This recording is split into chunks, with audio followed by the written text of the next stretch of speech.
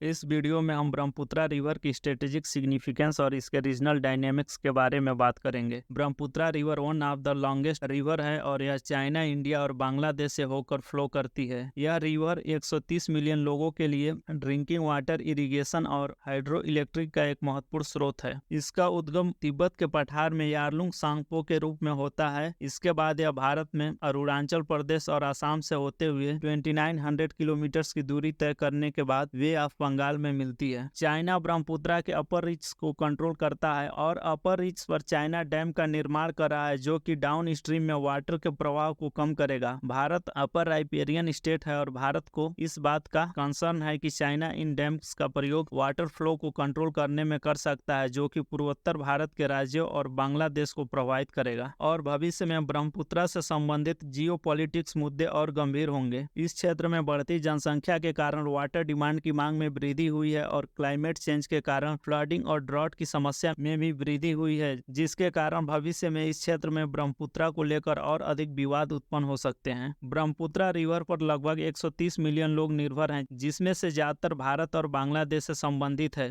बावजूद इसके ब्रह्मपुत्रा से संबंधित कोई लीगल फ्रेमवर्क नहीं है जो कि चाइना, इंडिया और बांग्लादेश के मध्य कोऑपरेशन को सुनिश्चित कर सके, जिसका परिणाम यह है कि चीन अपनी मनमानी करता है। भारत को इस बात की चिंता है कि चाइना के द्वारा यूनिलेटरल डैम कंस्ट्रक्शन पूर्वोत्तर के राज्यों में फ्लश, फ्लड और वाटर सिक्योरिटी की समस्या और वाटर स्कार्सिटी की समस्या को उत्पन्न कर सकता है। चाइना के डैम कंस्ट्रक्शन प्रोजेक्ट भारत और चीन की सीमा के नजदीक है, जो कि चाइना के लिए स्ट्रेटेजिक रूप से काफी महत्वपूर्ण है। ब्रह्मपुत्रा से संबंधित चीन को लेकर भारत की सबसे बड़ी चिंता यारलुंग सांगपो पर प्रस्तावित 60,000 मेगावाट का हाइड्रो पावर प्रोजेक्ट है। यह हाइड्रो पावर प्रोजेक्ट भारत के काफी नजदीक है और 2020 में इस प्रोजेक्ट की घोषणा के समय Chinese state own contractor power construction Corp के द्वारा यह कहा गया था कि इस प्रोजेक्ट के द्वारा नेशनल सिक्योरिटी को बढ़ावा देना है। चीन के इस प्रोजेक्ट का विरोध करते हुए भारत के द्वारा कहा गया था कि यह चीन के द्वारा अपर राइपेरियन स्टेट्स के अधिकारों का इंक्रोचमेंट है और चाइना की इन हरकतों के जवाब में भारत भी पूर्वोत्तर में हाइड्रो पावर प्रोजेक्ट इकोसिस्टम को मजबूत कर रहा है। भारत ने ब्रह्मपुत्रा नदी की सहायिका दिबांग नदी पर अरुणाचल प्रदेश में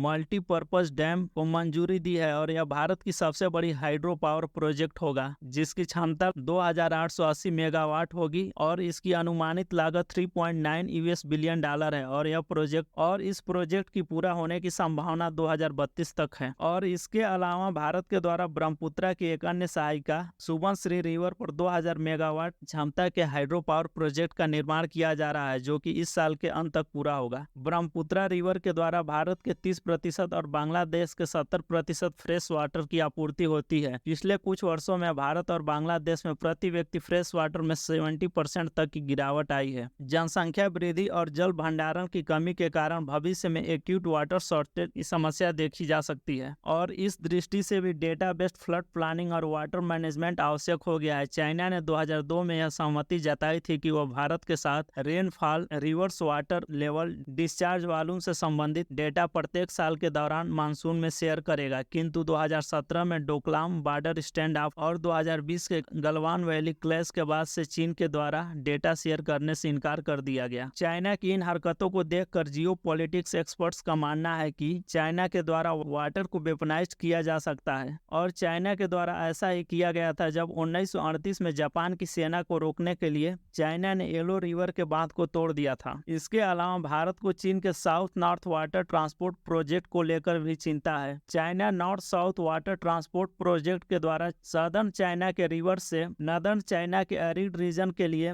वाटर डाइवर्ट करेगा। इस प्रोजेक्ट के द्वारा चीन के द्वारा 44.8 बिलियन क्यूबिक मीटर वाटर प्रति ईयर डाइवर्ट किया जाएगा। अगर भारत और बांग्लादेश के विवाद को देखा जाए तो इसमें भी वाटर शेयरिंग एक महत्वपूर्ण मुद्दा है। यदि भारत चाइना को काउंटर करने के लिए डैम बनाता है तो बांग्लादेश में वाटर शॉर्टेज की समस्या हो सकती है, जिसके लिए बांग्लादेश इंडिया को जिम्मेदार मानेगा, बल्कि वास्तविक रूप में जिम्मेदार तो चीन है। इसलिए यह भारत के लिए और भी चुनौतीपूर्ण है, क्योंकि एक तरफ चीन को काउंटर करना है तो दूसरी तरफ बांग्लादेश से संबंधों को भी बनाए रखना है। भारत और बांग्लादेश के बीच तीस्ता वाटर शेयरिंग का मुद्दा अभी भी बना हुआ है और पश्चिम बंगाल की मुख्यमंत्री ममता बनर्जी के द्वारा इस एग्रीमेंट का विरोध किया जाता है। उनका कहना है कि पहले पश्चिम बंगाल की जरूरतें प्राथमिक है। बांग्लादेश में अगले साल चुनाव है और शायद हो सके तो तब तक इस समस्या का कोई समाधान हो जाए।